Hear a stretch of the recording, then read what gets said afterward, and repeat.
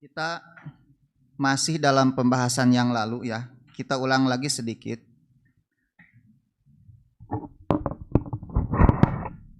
Tentang definisi apa? Usul fikih. Itu penghapusnya. Naplok itu. Usul fikih itu terdiri dari dua apa? Kalimat ya. Yang pertama kalimat apa? Usul. Yang kedua kalimat al-fiqh. Kan gitu. Al-usul kita tahu lah, dia asas lah ya. Atau mayubna alaihi apa? Alaihi goiruhu. Gitu. Nah, kita masuk kepada pembahasan fiqh kemarin itu. Bahwa fikih itu secara lugah artinya apa? Al-fahmu. Secara istilah, kemarin itu Syekh Utsaimin memberikan ta'rif apa? Ma'rifatu al-ahkam asyariyah al-amaliyah terus biadillatiha at-tafsiliyah. Nah, beliau saya ingin fokus dulu di sini. Beliau menggunakan kalimat ma'rifah. Tidak menggunakan kalimat apa? Al-ilmu. Dengan asumsi bahwa ma'rifah itu mencakup al-yakin dan mencakup azon. Gitu ya. Al-yakin itu adalah muradif dengan al-ilmu itu sendiri. Artinya inkisyafan taman gitu ya. Jelas. Tidak ada keraguan di dalamnya, kebenarannya mencapai 100%. Nah, yang dimaksud zon di sini bukan zon dalam pengertian inna zonna la yugni minal haqqi apa? Syai'a, bukan. Yang dimaksud dengan zon di sini adalah azon al-mabni ala dalil. Maksudnya itu. Gitu, jadi prasangka yang dibangun di atas apa? Dalil tetap. Nah, yang kebenarannya kata para ulama hanya mencapai 75% saja. Berarti masih ada sisa berapa? 25% yang kemudian inilah yang dikenal dengan waham. Gitu. Nah, yang 75% ini namanya rojih. Ar-rojih yang ini namanya apa? Al-marjuh. Kalau antum melihat permasalahan fikih, kemudian ada perbedaan pendapat dan ulama mengatakan warajih, itu maksudnya adalah zon itu. Tidak mencapai derajat apa? Yakin. Bisa difahami tidak? Dan itu faktanya memang seperti itu. Kita bisa melihat dalam kitab-kitab fikih muqaranah, perbandingan. Setiap ulama memiliki dalil dan hujahnya apa? Masing-masing. Dalam Bidayatul Mujtahid misalnya. Satu masalah ada beberapa qaul. Dan setiap qaul dibangun di atas apa? Hujah. Hanya nanti siapa yang paling rojih dalam prasangka seorang mujtahid di antara pendapat-pendapat tersebut.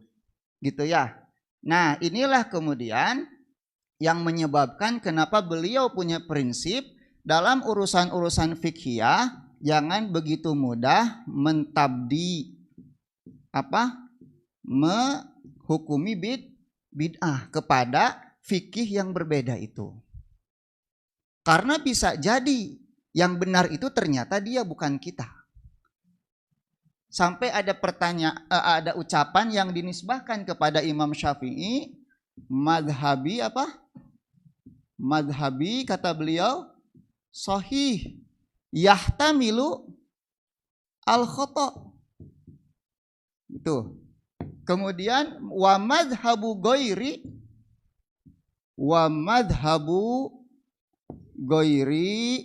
kata Imam Syafi'i wa madhabu ghairi khata'un yahtamilu apa? As-shawab katanya. Maksudnya apa? Madhabku itu benar, tapi ada kemungkinan salah. Sedangkan madhab selainku itu salah, cuma ada kemungkinan benar. Siga narek pingsan. Tuh, nya pingsan abdi ge. Ye nu pingsana kursi Bu sanes abdi.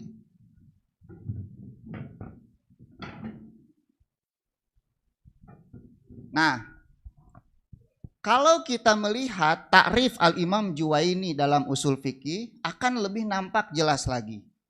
Al-Imam Juwaini mengatakan apa tentang fikih itu? Ma'rifatul ahkam, kata Imam Juwaini apa? Ma'rifatu al-ahkam asyariyah allati apa? Toriquha al-ijtihad. Tuh, lihat. Bahwa fikih itu adalah pengetahuan tentang hukum-hukum syar'i yang cara memperolehnya itu dengan cara apa? Ijtihad. Walaupun faktanya di dalam kitab-kitab fikih kita menemukan banyak permasalahan yang bukan dengan cara ijtihad. Gitu ya. Tapi Imam Juwaini menegaskan hakikatnya fikih itu harus ijtihad sebetulnya. Apa yang dimaksud dengan ijtihad? Ada yang bisa mentarif gak? Ijtihad itu apa? Badlu at-tokoh gitu ya. Badlu tokoh apa? Fi atau li ma'rifati al-ahkam asyariyah min adilatiha, kan gitu. Jadi mengerahkan kemampuan untuk mengetahui hukum-hukum syariat dari dalil-dalilnya. Nah, konsep ijtihad di dalam agama kita itu tidak selalu benar. Ada yang terkadang shawab, konsep ijtihad itu ada yang terkadang khoto. Tidak semua ijtihad itu benar. Dalilnya apa? Dalilnya hadis Nabi. Idza ijtahada apa? Idza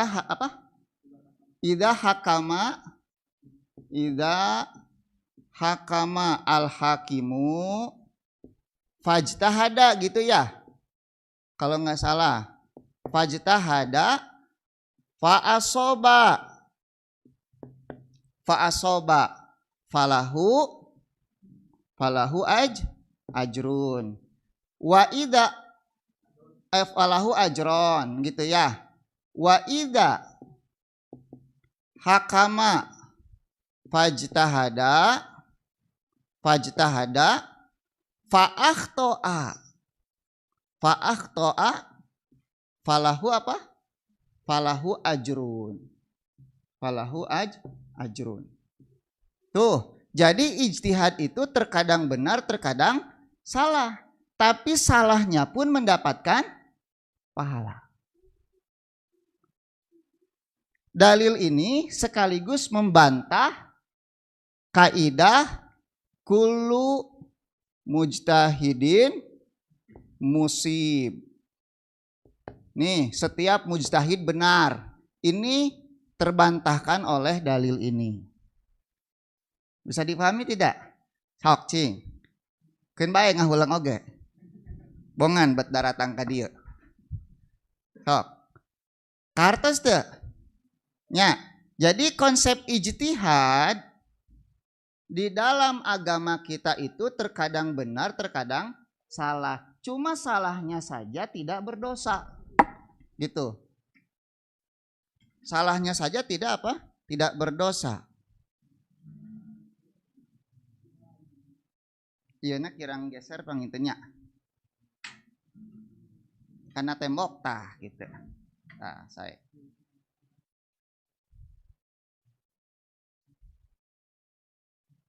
Terus? Nah, inilah kemudian ikhwan yang mempertegas bahwa dalam ada sebuah kaidah apa? La ini kaidah, la tabdi fi al masail al ijtihadiyah. Nih kaidah, di dalam masalah ijtihadiyah tidak boleh ada tabdi', membid'ahkan gitu. Tapi antum harus paham, ijtihadiyah itu adalah khilafiyah. Tapi tidak semua khilafiyah apa? Ijtihadiyah. Makanya kalau dalam permasalahan khilafiyah yang bukan ijtihadiyah, boleh nggak tabdi? Boleh. Gitu. Ya. Kalau ada khilafiyah tapi tidak masuk dalam perkara ijtihadiyah, baru di situ boleh kita membid'ahkan. Tapi kalau khilafiyah itu dibangun di atas ijtihadiyah, maka tidak boleh saling apa? Membid'ahkan. Kenapa? Karena tadi bahwa urusan ijtihad itu adalah shawab dan khoto, bukan bid'ah urusannya. Kenapa? Karena khoto dengan bid'ah itu beda. Bid'ah itu ada konsekuensi lain nanti setelahnya. Gitu ya. Bisa dipahami tidak? Nah, pertanyaannya apa yang menjadi dasar ini ijtihadiyah, ini khilafiyah itu apa? Gitu. Cing, aya nu tiasa ngawaler teu. Atulah abdi wae da capek. Sok. Ini ijtihadiyah, ini khilafiyah itu dasarnya apa? Kan itu menjadi pertanyaannya. Nanti. Nah, abet jempling kieu teh. Ya dihapus teh wasawios ya. Wios dihapus. Kan enak mah tiasa di kamera, di foto. Nah, matak ngaredul gitu. Main foto wae. Nah, ada kaidah la ijtihad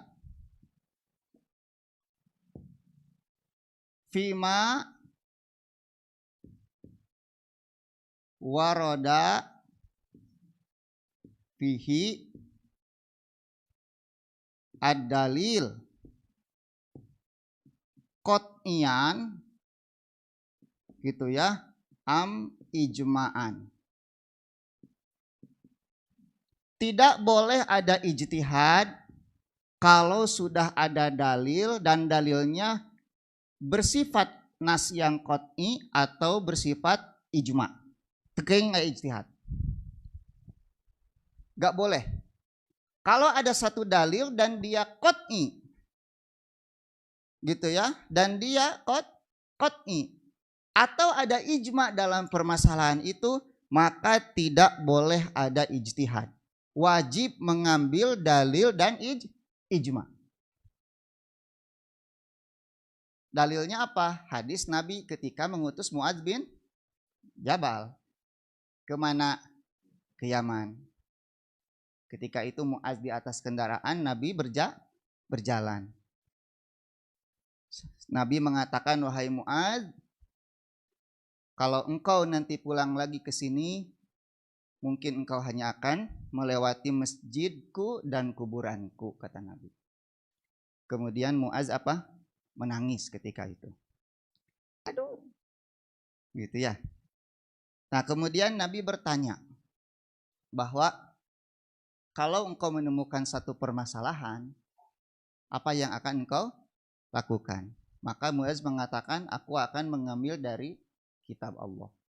Kalau tidak ada, apa? Aku akan mengambil dari sunnah Rasulullah. Kalau tidak ada, ajtahidu ra'yi wala alu, kata Mu'adz. Aku akan berijtihad. Jadi ketika ada dalil qot'i atau ada ijma, tidak ada ijtihad. Karena ijtihad itu hanya berlaku untuk dalil-dalil yang yahtamilu at-ta'wil. Gitu. Jadi dalil-dalil yang mengandung multi tafsir. Mengandung multi apa? Tafsir. Itu ijtihad.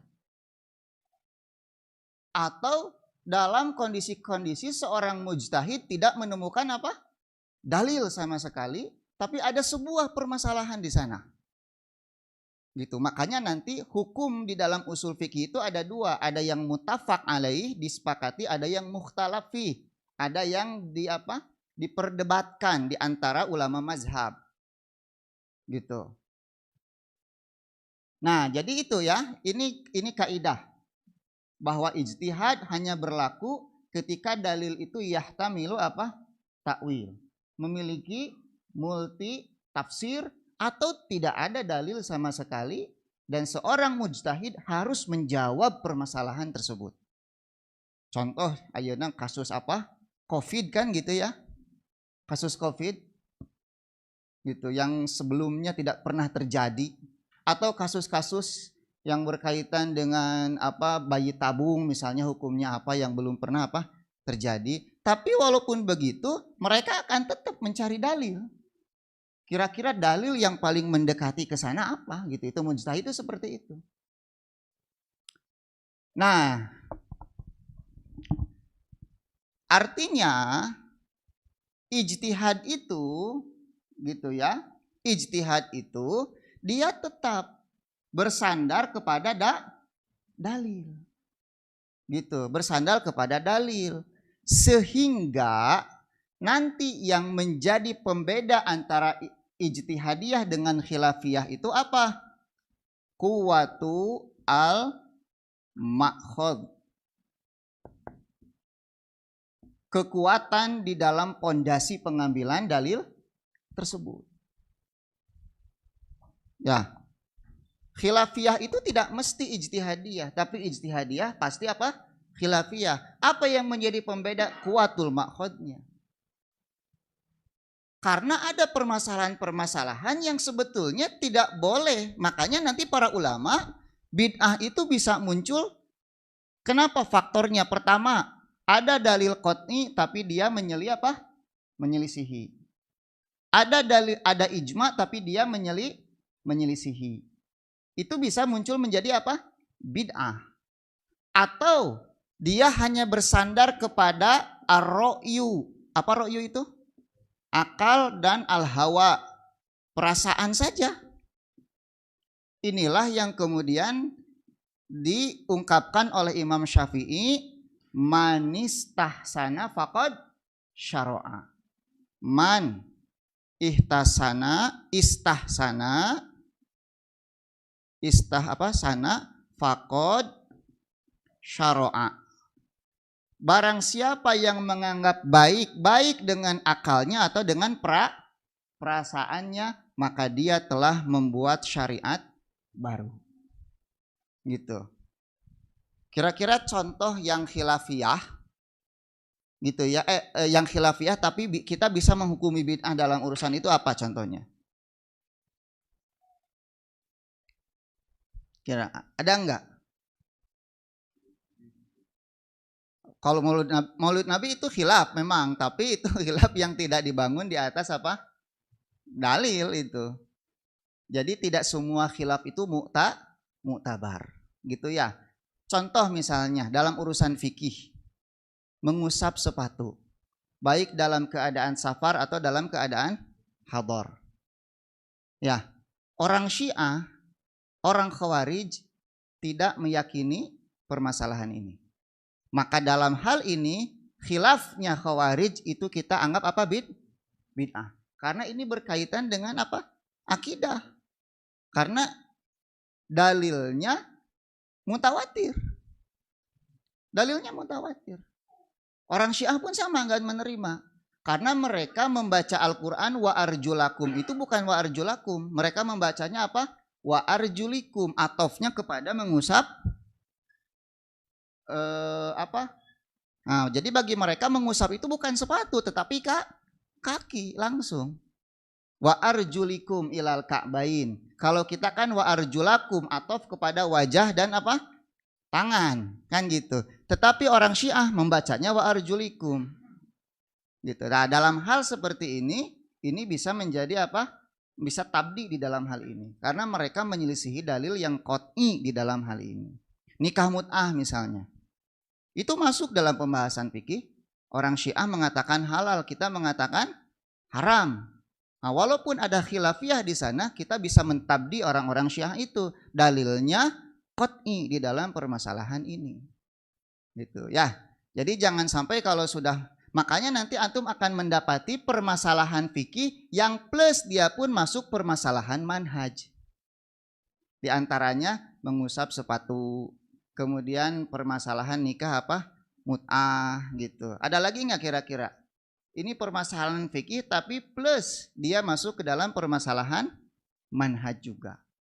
Bisa antum temukan di dalam kitab-kitab manhaj seperti itu. Ada pertanyaan dulu tidak? Silakan. Kalau ada yang ingin tanyakan. Nih, saya punya satu kitab. Mana dalil bahwa kita dilarang mentabdi di dalam permasalahan ijtihad? Dalilnya tadi. Pertama, dalil tentang bid'ah. Wa kullu muhdatsatin apa? Bid'ah. Wa kullu bid'atin dhalalah wa kullu dhalalatin finnar. Jadi sesuatu yang bid'ah itu dia mesti berdosa, tersesat dan di dalam neraka. Sekarang dalil ijtihad. Idza hakama al-hakim fajtahada fa asaba falahu ajron wa idza akhta'a falahu ajrun. Jadi ijtihad itu kaitannya dengan apa? Dengan pahala. Jadi bagaimana mungkin ijtihad dihukumi salah dalam ijtihad dihukumi bid'ah? Bid'ah itu sesat, dosa, tempatnya di neraka, sedangkan ijtihad itu mendapatkan apa? Pahala. Ini dua hal yang kontradiktif. Bisa difahami tidak? Nah, gitu ya. Bahkan salahnya pun mendapatkan pahala. Kemudian yang kedua dalilnya. Dalil yang kedua. Bahwa bid'ah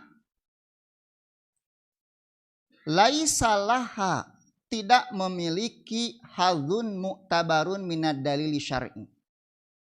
Tidak memiliki bagian sedikit pun pondasi dalil syariat. Seperti tadi saya jelaskan. Gitu. Dari mana munculnya bid'ah? Pertama, dari kebodohan, dari penghakiman terhadap akal dan mengikuti hawa nafsu. Itu bid'ah. Adapun ijtihadiyah, fa innaha, sesungguhnya dia mabniyatun, dibangun ala usulin syar'iyah, di atas usul-usul apa? Syariat. Dan dia bersandar kepada sebab-sebab yang muktabar. Ini hujah kedua. Kenapa dalam masalah ijtihadiyah tidak boleh apa? Kita mentabdi orang lain. Nah, sebab-sebab muktabar itu apa? Pertama, bisa saja orang yang salah di dalam ijtihad itu belum sampai kepadanya dalil. Ya, karena kan zaman dulu nggak ada internet, ikhwan. Ayeuna mah rek kajian wae dibantuan ku Google. Gitu, susah nyari dalil ka Google heula, karek teangan kana kitabna kan gitu ayeuna mah. Kadang-kadang bener Google teh, kadang-kadang salah gitu. Saya kadang-kadang lamun rusuh, searching heula we di Google. Oh, kapendak bab ieu nambe candak ieu naon? Kitabna. Tapi aya nu bener aya nu salah gitu. Matak tong ka Google hungkul bisa salah. Jamaah teh tong dianggap bodoh, bisa aya nu pinter. Gitunya. Di dieu para linter hungkul tinggal itu. Ya. Jadi itu yang pertama. Jadi bisa saja seorang mujtahid keliru karena dalil belum apa? Belum sampai kepadanya. Contohnya apa? Tentang hukum kencing sambil berdiri. Aisyah pernah mengatakan apa?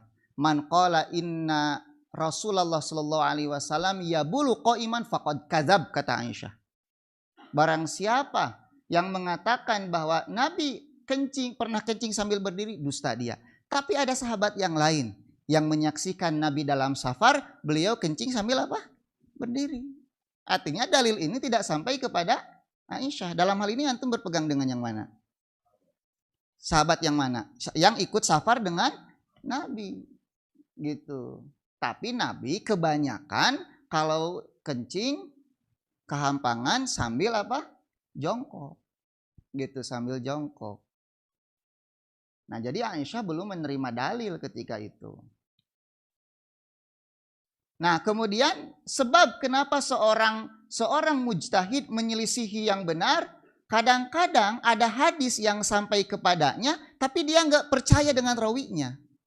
Dia menetapkan aturan-aturan rawi yang ketat misalnya. Seperti Imam Bukhari itu. Kenapa hadis Bukhari kualitasnya lebih tinggi daripada hadis Muslim? Karena Imam Muslim hanya mensyaratkan bahwa rawi itu sejaman dan ada kemungkinan bertemu. Tapi Imam Bukhari mesti memastikan mereka bertemu. Gitu. Pernah kalau antum mendapatkan Imam Syafi'i dalam kitab Ar-Risalah, aku menerima dari seseorang yang aku percayai agamanya. Sok, saya pernah tamat maca kitab Risalah Imam Syafi'i. Cing acung. Nah, dengar acung itu bacana.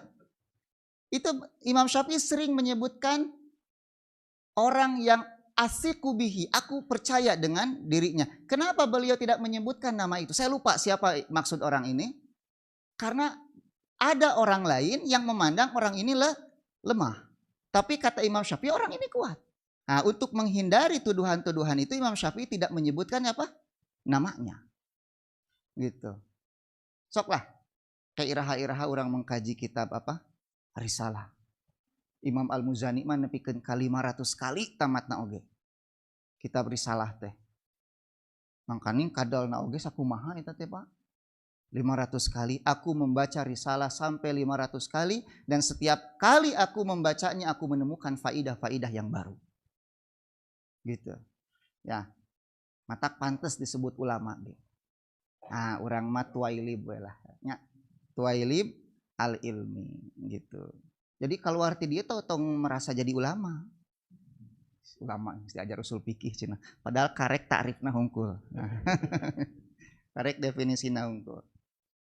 Nah, yang ketiga, bisa saja ada hadis sampai kepadanya tapi dia lupa dengan hadis tersebut. Namanya juga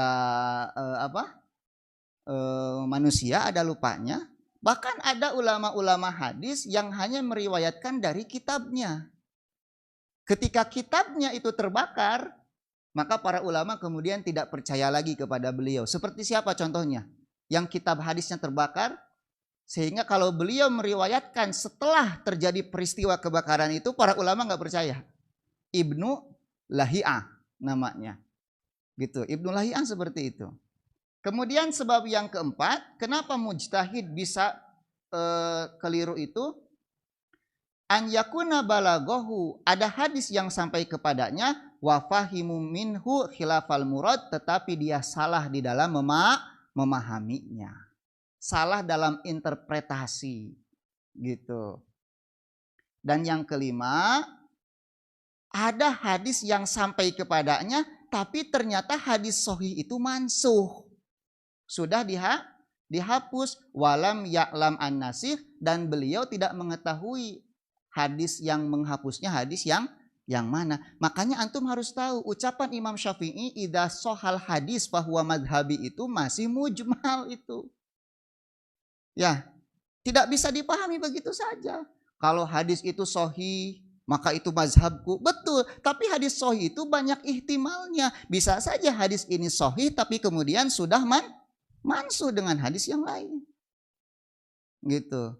Atau hadisnya itu sahih tapi kemudian datang mahwa asahu minhu yang lebih sahih darinya. Kan banyak ihtimal. Kita kadang-kadang menerima ucapan imam itu begitu saja dipahaminya. Padahal kalau kita membaca lagi kaidah-kaidah hadis sahih itu, tidak semua hadis sahih itu bisa diamalkan. Kalau mansuh bagaimana? Hadis tentang apa? Tentang menyusui itu 10 susuan. Itu kan sahih, tapi kemudian dinasah oleh 5 susuan misalnya. Jadi banyak, makanya ada konsep nasih mansuh di dalam kitab usul fikih, usul tafsir itu. Nah, jadi ucapan Imam Syafi'i bahwa idza shahal hadis bahwa madhabi itu adalah ucapan yang mujmal yang harus ditafsil kembali. Kapan hadis sahih itu diamalkan. Ya. Nah, jadi di sini katakan fayakunul hadisu sahihan. Hadisnya sahih wal muradu minhu mafhuman walakinnahu mansuh. Maksudnya dipahami tetapi dia sudah dihapus. Wal alimu la ya'lamu binasrihi, dan si alim tersebut tidak tahu kalau hadis itu sudah dihapus. Fahina idzin lahul uzru, maka dia mendapatkan uzur. Kenapa? Li'anal asla, karena pada asalnya adamun naskhi, tidak ada mansuh, hatta ya'lama bin nasih, sampai seseorang mengetahui adanya nasih. Gitu, itu kaidah. Al aslu apa?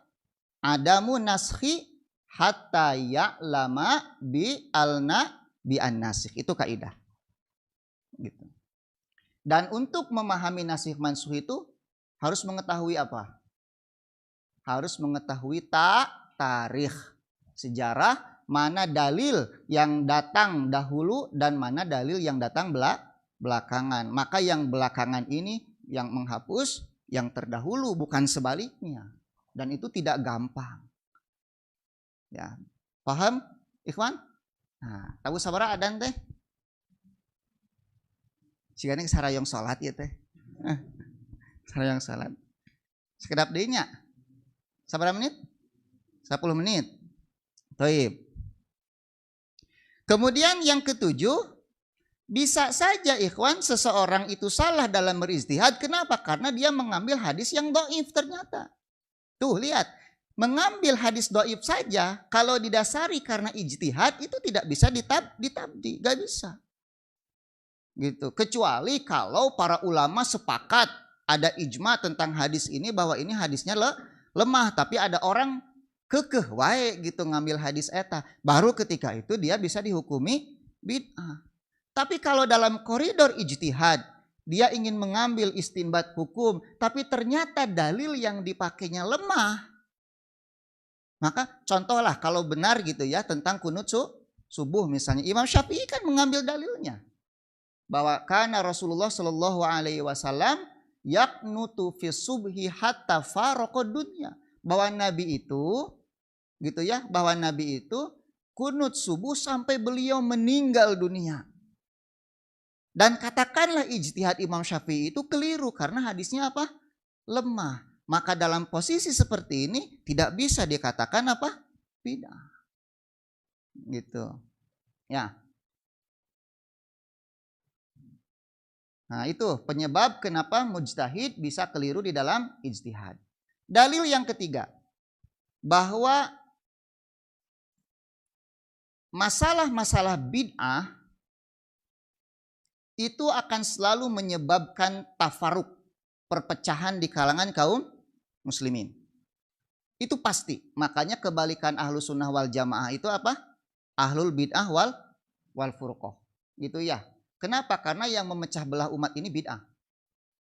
Jadi orang yang mengajak kepada sunnah itu bukan orang yang memecah belah umat, bukan. Sekarang mati balik lah. Orang yang berdakwah kepada sunnah dianggap pemecah belah. Orang yang membiarkan bid'ah dianggap pemersatu. Tibaralik aja nama. Gitu, justru yang memecah belah umat itu bid'ah. Awal munculnya perpecahan di kalangan kaum muslimin karena ada apa? Karena ada khawarij di sana. Gitu. Sebelum ada khawarij, perbedaan di kalangan kaum muslimin itu selalu berakhir dalam kata sepakat. Pertama, ketika Nabi mau menuliskan wasiat, tidak jadi. Sepakat. Kemudian Nabi wafat, ada perselisihan di antara Muhajir dengan Ansor, siapa yang menjadi khalifah, tapi kemudian sepakat, tidak berpecah. Menguburkan Nabi harus di mana? Kemudian sepakat, Nabi dikuburkan di kamar siapa? Aisyah. Apakah sebelum dikuburkan, dimandikan, apakah harus dicabut pakaiannya atau tidak? Itu kan berselisih sahabat. Mereka sepakat, Nabi tidak dilocoti apa? Pakaiannya. Kemudian berselisih di mana dikuburkan, dengan hadis yang disampaikan Abu Bakar, Nabi dikuburkan di Aisyah. Bahwa para Nabi itu dikuburkan di mana mereka meninggal dunia. Dan beliau meninggal Shallallahu Alaihi Wasallam di kamarnya Aisyah. Kemudian apa lagi? Perbedaan apa lagi? Tadi pemilihan khilafah, kemudian sepakat. Kodifikasi Al-Quran asalnya berbeda menjadi sepakat. Memerangi orang-orang yang menolak apa? Zakat, berbeda pendapat, kemudian sepakat. Seperti itu sampai munculnya Khawarij. Gitu. Sampai munculnya apa? Khawarij. Jadi bid'ah itu yang memecah belah umat. Nah, jadi gitu ya. Jadi bid'ah itu selalu memecah belah. Kenapa? Karena dia dibangun di atas hawa nafsu, gitu. Dibangun di atas hawa nafsu. Adapun ijtihadiyah, maka itu bukan tempatnya iftiraq, bukan tempatnya perpecahan. Tak iya aneh saya mah zaman ayeuna sok aya perpecahan karena urusan apa? Ijtihad. Tika pungkur teu acan pernah kan. Perbedaan ijtihad itu sudah terjadi semenjak zaman siapa? Nabi Shallallahu Alaihi Wasallam. Ketika Nabi menyuruh para sahabat untuk la yusolliyanna ahadukum illa fi bani apa? Quraidah, kata Nabi. Janganlah salah seorang melaksanakan sholat asar kecuali di Bani Quraidah.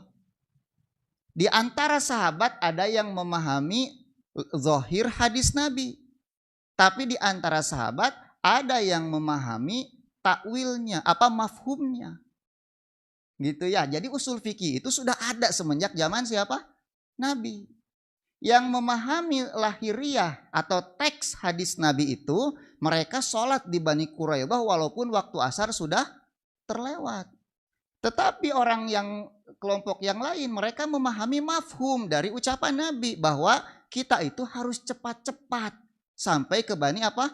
Quraidah sehingga bisa sholat asar di sana gitu. Ya, sehingga bisa sholat asar di sana. Ternyata di perjalanan keburu maghrib, maka mereka sholat di perjalanan. Nah, itu para sahabat berijtihad, dilaporkan kepada Nabi dan Nabi tidak mencela di antara mereka. Kata tidak ada yang disalahkan, tidak ada yang dibenarkan, walaupun sebetulnya salah satu benar, salah satu apa? Salah, pasti itu. Karena tadi bahwa prinsip ijtihad itu ada yang benar, ada yang salah. Apakah kemudian saling mentahdir? Beda manhaj. Gak ada urusan ijtihadiyah seperti itu, ikhwan. Kalau kita melakukan perpecahan dalam urusan ijtihadiyah, ahlu bid'ah kita. Ahlu bid'ah kita, memecah belah kaum muslimin. Ya, hati-hati kita, walaupun mengaku sebagai ahlu sunnah. Nah, jadi dalam urusan ijtihadiyah, laisat mahal iftiraq. Bukan tempatnya berpecah belah. Nah, di sini dikatakan telah terjadi perbedaan di antara sahabat tabi'in, walam yunsab al-mukhalif minhum ilal bid'ah, dan orang yang berbeda tidak menisbahkan bid'ah kepada orang yang lain, wa mufaraqatul jamaah, dan tidak ada memisahkan dari jamaah. Balkanu ma'al ikhtilaf ahlu mawaddah wa nusfun. Bahkan dengan adanya perbedaan mereka tetap saling menasehati dan saling mencintai. Gitu. Saya ingin bawakan ucapan Ibnu Taimiyah. Kama tanaza'al muslimun ayyuma afdol, kata Ibnu Taimiyah ini dalam kitab Majmu'atul Fatawa. Sebagaimana kaum muslimin berselisih mana yang paling utama, at-tarji fil adzan au tarki. Au tarku. Apakah dalam adzan itu ada tarji atau tidak? Tarji itu mengulang kalimat apa? Asyhadu anna Muhammad dan Rasulullah sampai 4 kali, itu tarji namanya. Dalam adzan itu. Kita kan selama ini 2 ya, maka ada yang 4 tarji namanya itu. Kemudian wa ifradul iqamah, apakah iqamat itu adalah 1 kali Allahu Akbar? Au isna'uha, atau 2 kali? Kata Ibnu Taimiyah. Wa sholatul fajr, sholat subuh apakah bigolas, ketika gelap, awil asfar biha, atau ketika sudah mulai menguning. Wal kunut fil fajri, dan kunut ketika subuh. Au tarku, atau tidak kunut. Kata Ibnu Taimiyah. Wal jahru bitasmiyah, apakah menjaharkan bismillah. Awil makhofah biha, atau mensirkannya. Au tarku qiraatiha, atau tidak membacanya sama sekali. Kata Ibnu Taimiyah. fahadhihi masailul ijtihad. Semua ini adalah permasalahan ijtihad allati tanaza'a fiha salaf wal a'immah, di mana ulama salaf dan para ulama sudah berbeda pendapat. Fakulu minhum aqarrul akhar ala ijtihadihi, tapi setiap dari mereka mengakui ijtihad orang lain. Ini Ibnu Taimiyah. Nah, orang bet galak-galak deui. Kuna ge norek galak mah Ibnu Taimiyah atuh. Dalam masalah ijtihad itu. Ya, setiap orang mengakui ijtihad yang lain. Man kana fiha asobal haq falahu ajron, kata Ibnu Taimiyah. Balang siapa yang ijtihadnya benar, baginya 2 pahala. Wa man kana qad ijtahada fa akhta'a, barang siapa yang ijtihadnya salah, falahu ajrun, maka baginya 1 pahala. Wa khata'uhu magfurun lahu, dan kesalahannya diampuni. Kesalahannya diampuni. Kemudian beliau melanjutkan, faman tarajjaha ingdahu taqlidu Syafi'i, barang siapa yang baginya rajih bertaklid kepada Imam Syafi'i, lam yunkir, dia tidak mengingkari alaman tarajjaha ingdahu taqlidu Malik, kepada orang yang taklid kepada Imam Malik. Wa man tarajjaha ingdahu taqlidu Ahmad, barang siapa yang merajihkan taklid kepada Ahmad, lam yunkir, tidak mengingkari alaman tarajjaha ingdahu taqlidu Syafi'i wa nahu dzalika. Bisa dibaca di dalam Majmu'atul Fatawa juz 20 halaman 292. Silahkan dibaca. Punya enggak Majmu'atul Fatawanya? Sami abdi ge teu gaduh. Awis Pak. Sabaraha puluh jilid atuh. Dugikeun ka dieu heula. Bisa difahami ya? Taib. Subhanakallahumma wa bihamdika asyhadu alla ilaha illa anta astaghfiruka wa atubu ilaik. Assalamualaikum warahmatullahi wabarakatuh.